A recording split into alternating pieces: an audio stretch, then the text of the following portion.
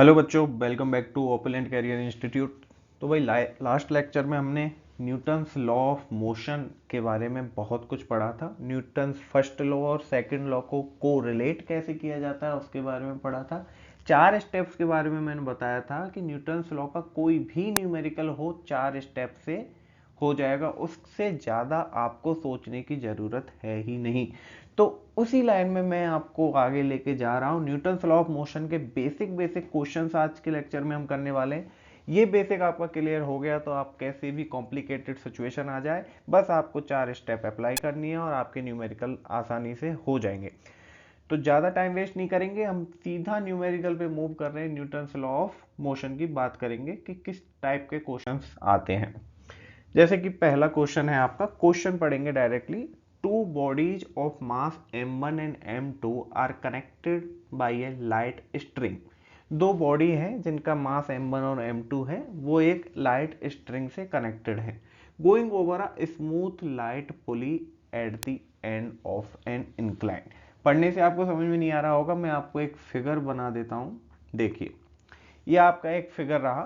तो क्वेश्चन कह रहा है कि यहाँ पे दो बॉडी है, पहली है m1 और दूसरी है क्या, m2। ठीक है, और ये एक इंक्लाइंड पे, ऐसे m1 जो है इंक्लाइंड पे रखा हुआ है। The mass m1 lies on the inclined and mass m2 Hanks vertically. ठीक है, m1 जो है इंक्लाइंड पे है और m2 जो है वर्टिकली हैंग कर रहा है किसी पुली पे। The system is at rest. जो सिस्टम है वो रेस्ट पे है, ठीक है, रुका हुआ है, कहीं भी मूव नहीं कर रहा है, मतलब मास बैलेंस है, किसी भी तरह से मूव नहीं कर रहा है system. Find the angle of inclined. क्या कह रहा है, ये जो इंक्लाइंड है इसका एंगल बताना है, थीटा। ठीक है, and the force exerted by the inclined on the body of mass m1। और इस इंक्लाइंड से, मान लो ये सिस्टम 1 है, इससे ये जो बॉडी है m, इस पे कितना फोर्स लग रहा है ये पूछ रहे हैं। ठीक है, तो सबसे पहले क्या करना होता है, पहली स्टेप क्या थी, स्टेप पहली थी कि स्पेसिफाई डिफाइन दी सिस्टम। मान लो मेरा सिस्टम क्या है, यहाँ पे पहले मैं मान के चल रहा हूँ मेरा सिस्टम है क्या, m2। तो फिर सिस्टम डिसाइड हो गया, अब इस पे क्या फोर्सेस आइडेंटिफाई करने। तो पहला फोर्स है अर्थ की वजह से लग रहा है, कौन सा, ग्रेविटी। और ग्रेविटेशनल फोर्स क्या होता है, m2g, मास इनटू एक्सीलरेशन। ठीक है, और क्या ऊपर की तरफ भी कोई फोर्स लग रहा है, यस, स्ट्रिंग में भी फोर्स लग रहा है। वो कौन सा फोर्स है, टेंशन। कौन सा फोर्स है, टेंशन। स्ट्रिंग फोर्स लगा रही है टेंशन m2 पे। तो ये फ्री बॉडी डायग्राम हो गया किसका, m2 का, जब सिस्टम m2 माना था। सिस्टम डिफाइन कर लिया, फोर्सेस पता कर लिए, अब क्या करना है, फ्री बॉडी डायग्राम बना के फोर्सेस को क्या करना है, बैलेंस। फ्री बॉडी डायग्राम बन गया। अब टी इज इक्वल टू क्या लिख सकते हो, m2g। ये कब लिख सकते हो, जब सिस्टम स्टेशनरी है, मूव नहीं कर रहा है। तो यहाँ पे जो टेंशन है वो m2g के बराबर है, क्योंकि सिस्टम कहीं मूव ही नहीं कर रहा है, रुका हुआ है। तो मान लो ये इक्वेशन हुई 1। अब सिमिलरली ये जो इंक्लाइंड है इस पे क्या है, m1 मास रखा हुआ है। चलो यहाँ कॉम्प्लिकेटेड हो जाएगा, यहाँ ले लेते हैं। ठीक है, ये इंक्लाइंड है, इस पे क्या है, मास m1 रखा हुआ है। ठीक है, और ये जो इंक्लिनेशन है ये एक एंगल कोई भी बना रहा है, थीटा। तो आपको पता है यहाँ पे पीछे की तरफ स्ट्रिंग लगी हुई है, तो स्ट्रिंग की वजह से m1 पे कोई फोर्स लग रहा होगा, वो क्या है, टी। टी ही क्यों लिया, पहले भी यहाँ से आपने टी ले लिया, अब भी आप टी मान रहे हो। दोनों स्ट्रिंग में फोर्स जो है टेंशन टी ही होगा, क्योंकि स्टेशनरी सिस्टम है, रुका हुआ है, तो स्ट्रिंग में जो भी टेंशन है वो हर जगह क्या होगा, बराबर होगा। ठीक है, इधर लग गया टी। तो क्या इस m1 की वजह से, क्या m1 की वजह से नीचे कोई फोर्स लग रहा है, बताओ। हाँ, और वो कौन सा फोर्स है, वो है m1g। कौन सा फोर्स है, m1g। दिख रहा है ना आपको, दोबारा लिखूं, ये है साहब आपका m1g। तो अगर मैं इस फोर्स को रिजॉल्व करूं along this direction and along this direction, तो ये जो एंगल है आप देख लेना ज्योमेट्री से, ये जो एंगल है वो क्या है, थीटा। अगर थीटा इधर है तो एंगल को कैसे रिजॉल्व करना है, किसी भी कंपोनेंट को, m1g cos थीटा। जिधर थीटा होता है उधर क्या लिखते थे, cos। सिमिलरली यहाँ पे क्या लिख सकते हैं, m1g साइन थीटा।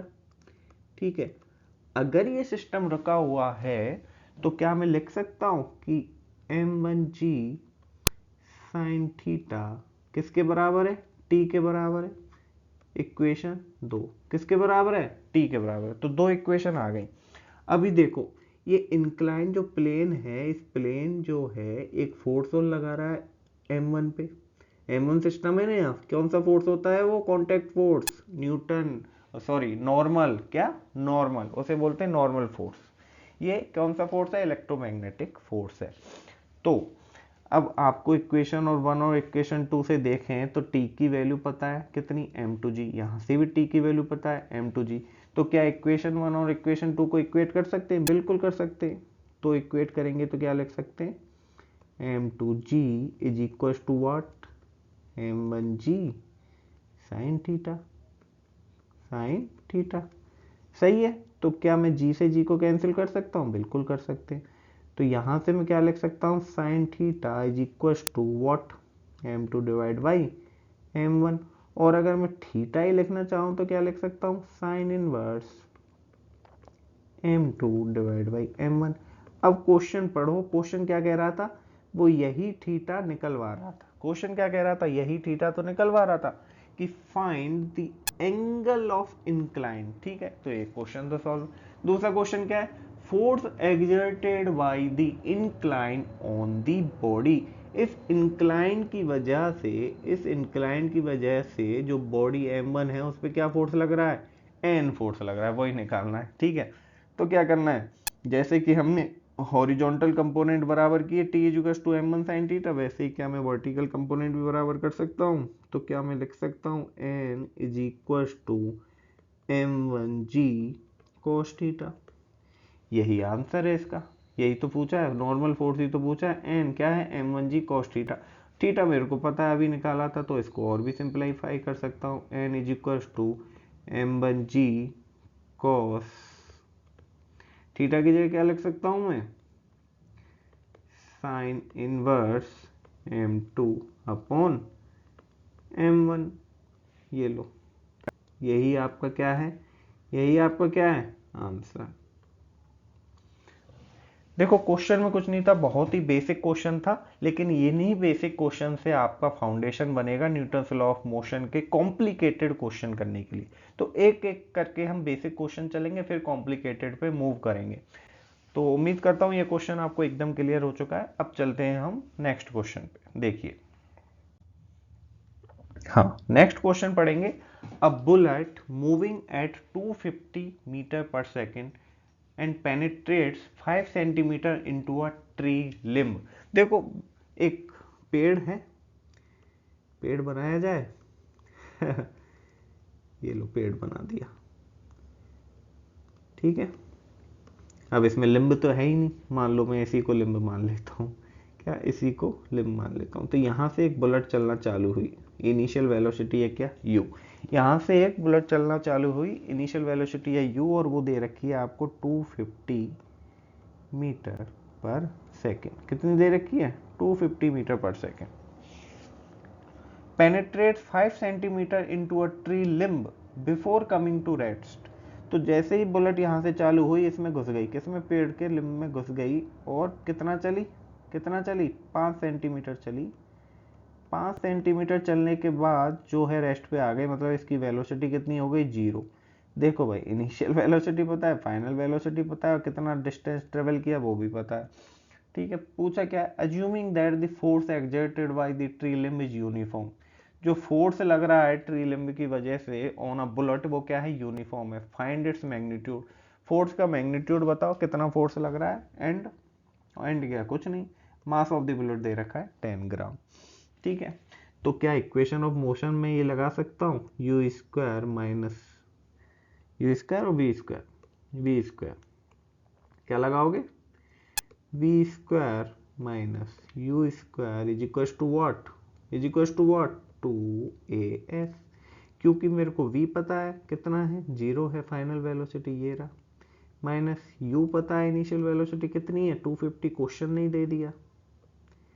ठीक है, is equal to 2a। Acceleration मेरे को नहीं पता, s मेरे को डिस्टेंस पता है, कितनी कवर की कितनी है 5 सेंटीमीटर। इसको मीटर में कन्वर्ट कर लें, ऐसा यूनिट भी तो बनानी है, तो ये कितना हो गया 0.05।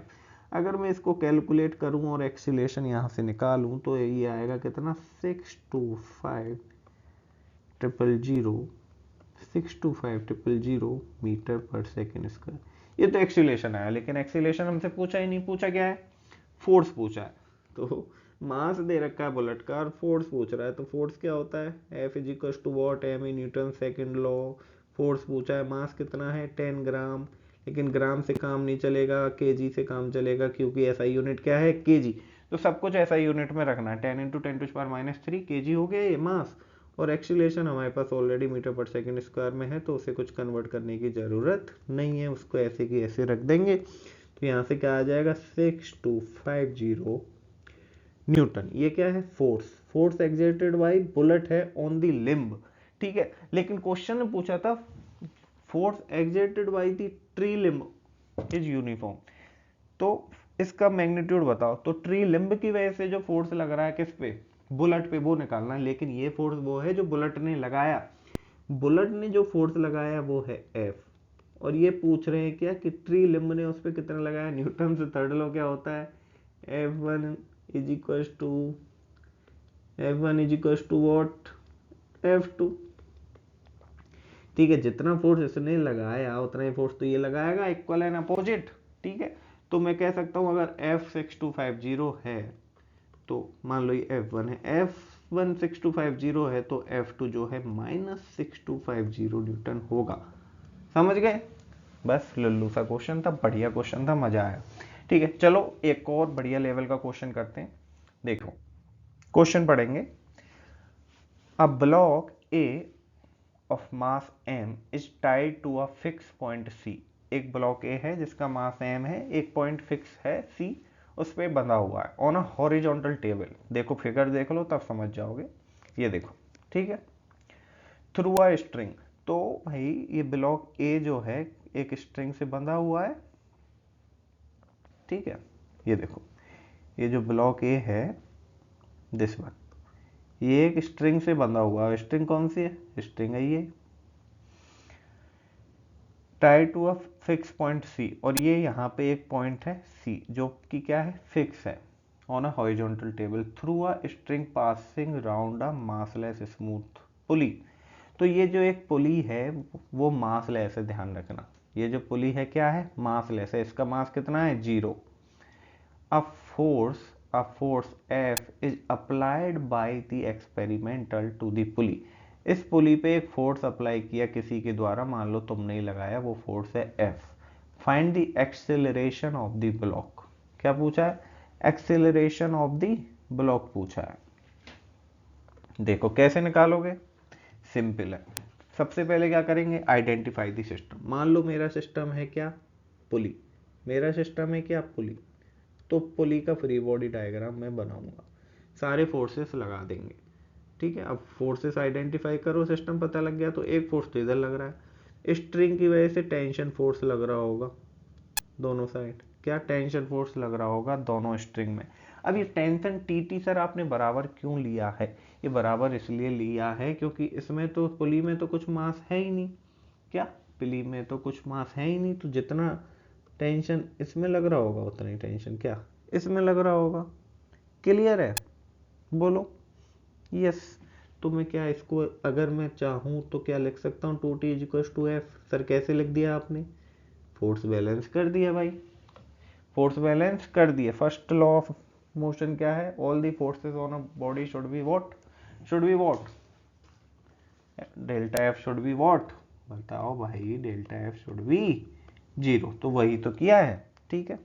तो यहां से अगर मैं T लिखूं तो क्या लिख सकता हूं, F/2 लिख सकता हूं, ठीक है। इसको मान लिया मैंने इक्वेशन नंबर 1। अब अगर मैं सिस्टम मानूं किसको, ब्लॉक को, अगर मैं सिस्टम मान लूं ब्लॉक को, तो मान लो क्या दिक्कत है, तो इसमें ब्लॉक में तो एक ही फोर्स लग रहा है, वो फोर्स क्या है T, ठीक है। और तो कोई फोर्स ही नहीं है नीचे, तो क्या लग रहा है ग्रेविटी की हम बात ही नहीं करें, वर्टिकल फोर्सेस की बात ही नहीं करें, हम ये केवल हॉरिजॉन्टल फोर्स की बात कर रहे हैं। अगर टी लग रहा है तो मैं क्या लिख सकता हूँ, from Newton second law T is equal to M A. जैसे F is equal to M A लिखते हैं, यहाँ पे एफ क्या है, टी है, तो T is equal to M a लिख दिया। क्या, T is equal to M a लिख दिया। ये इक्वेशन हो गई आपकी क्या, सेकेंड। अब फर्स्ट और सेकंड से देखो, टी की वैल्यू जो है वो पहले से अगर मैं पुट कर दूं, टी की जगह एफ अपॉन टू लिख दूं तो क्या चलेगा, बिल्कुल चलेगा, क्योंकि टी तो बराबर है ना, टेंशन यहाँ भी टी है और टेंशन वहाँ भी टी है, तो दोनों टेंशन बराबर है। क्वेश्चन ने क्या पूछा, find the acceleration of the block, block का एक्सेलरेशन पूछा, और हम ब्लॉक को ही सिस्टम मान के चल रहे हैं, मतलब जो भी एक्सेलरेशन यहाँ से निकलेगा वो ब्लॉक का ही एक्सेलरेशन होगा। तो यहाँ से ए अगर मैं निकालूं तो क्या आ जाएगा, F upon two m, F upon two m, ये क्या है, एक्सेलरेशन ऑफ द ब्लॉक। तो ये आपका क्वेश्चन सॉल्व। तो उम्मीद करता हूँ आपको तीनों क्वेश्चन सॉल्व कर लिए हैं, आपको समझ में आ गए होंगे। कोई डाउट है तो बिल्कुल मेरे से पूछ लेना। इसके बाद हम एक्स्ट्रा लेवल के क्वेश्चन करेंगे, ये आपके एकदम बेसिक लेवल के क्वेश्चन थे। इसके बाद मेंस लेवल के क्वेश्चन करेंगे नेक्स्ट लेक्चर में, और उसके बाद एडवांस लेवल के क्वेश्चन किए जाएंगे। तो आज के लिए इतना ही। आपको वीडियो अच्छी लग रही हो तो सब्सक्राइब करें, लाइक करें और चैनल को शेयर करें अपने फ्रेंड सर्कल में। ठीक है, बाय।